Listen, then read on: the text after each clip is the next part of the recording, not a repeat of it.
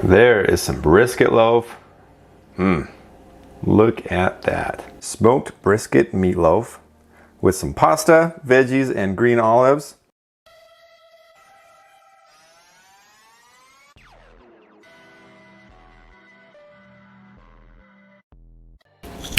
Welcome back to Self-Built. Today I'm going to be showing you how you can smoke brisket meatloaf.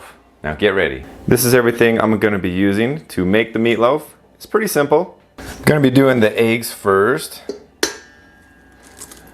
I don't really follow a strict, whoop, there's an eggshell. I don't really follow a super strict recipe. I just get in the ballpark of certain ones that I want. I'm going to add 5 egg whites. It's going to be about 5 pounds of brisket. Got that in there, and then I'm going to do 1.5 cups of breadcrumbs. And then I'm going to throw in some ground sage, which will be half a teaspoon, tablespoon, teaspoon. One of those things. Some salt, of course. Whoa. And then some pepper. Nom, nom, nom, nom, nom, nom, nom, nom, nom, nom, nom, nom. I also like to throw in a seasoning for the meat. Usually this is my go-to, which has been really good. But I've been on a Montreal steak seasoning craze. It's just freaking good. So I'm gonna try that because I haven't done that with meatloaf before. So I'm kind of excited to try it. Just kind of throw some of that in there. As for the milk, I'm gonna do about 1.5 cups. And then once I mix it up, I'll see what the consistency is.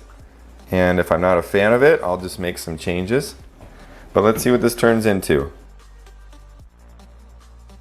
All right, I'm gonna add some more breadcrumbs for sure. I'll do another cup. That's looking better. Like the consistency to kind of feel a little bit like glue.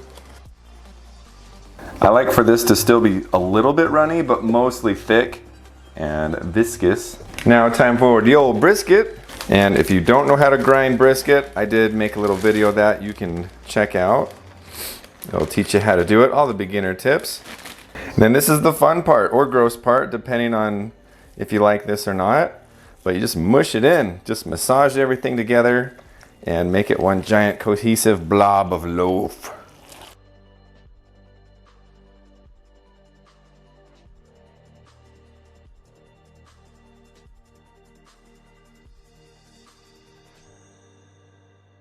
All right, this is basically the consistency we're going for. One giant blob, and then plop.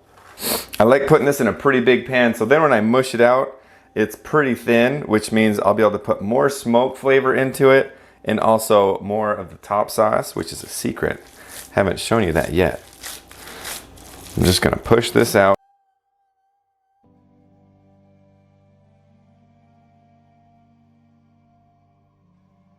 This is the result of mushing it into everything. It's gonna be so good. It's gonna be thin.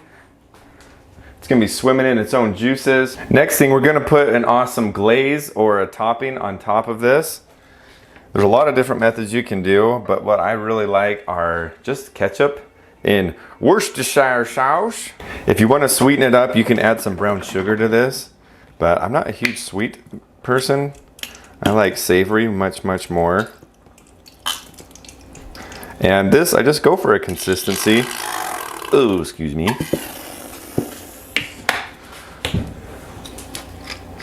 I just like it to be somewhat watery, but be able to hold its texture because once it's all smoked, it's gonna be so good. So we'll just mix this up and see what we're looking at. Make it a little bit thicker. You know, honestly, just this ketchup is sweet enough for me. Here's the consistency check. Seems like a normal sauce, nothing too crazy, no watery. And we're just gonna pour it on top.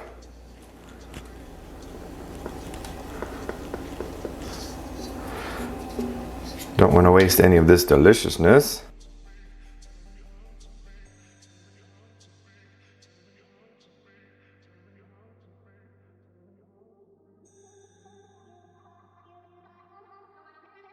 All right, we've got this coated pretty evenly.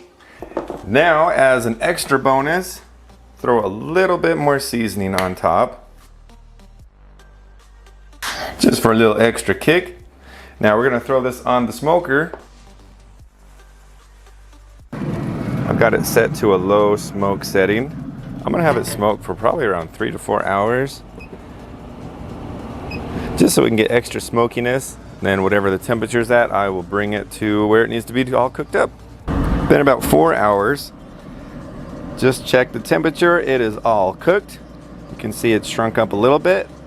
Oh man, let's pull this bad boy in here. You can see it's got quite a bit of fat that has come out. I'm gonna let this rest for about 30 minutes or so it can hopefully soak some of that back in, get extra moist and juicy. And then you can pour this fat out if you want before, but I'm just gonna keep it the way it is, separate it into meals, so that way it's the most juicy that we can get. I wish you guys could smell this. This just smells so beefy and so good. Let's get a little taste and then put it into some meals.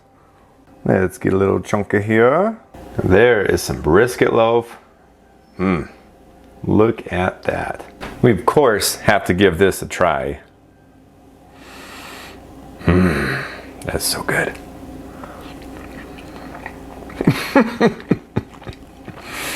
Oh man. It's hard to even describe. It's just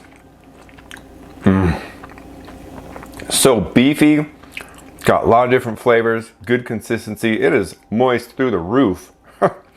Holy cow. That is ridiculous. Amazing smoked brisket meatloaf.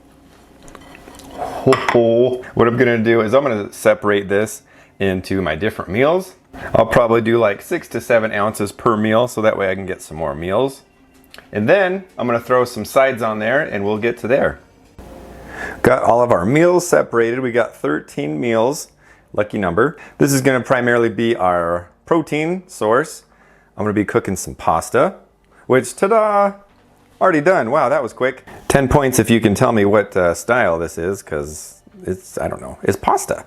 We're of course gonna dress this pasta up a little bit, make it exciting. So I've got some Italian dressing. Ooh, the Olive Garden edition. I'm not gonna put a ton, but I like to put enough so that way it's got some flavor and it doesn't stick.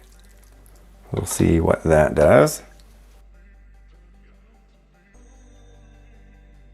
I'm gonna do about a half cup of noodles in each of these.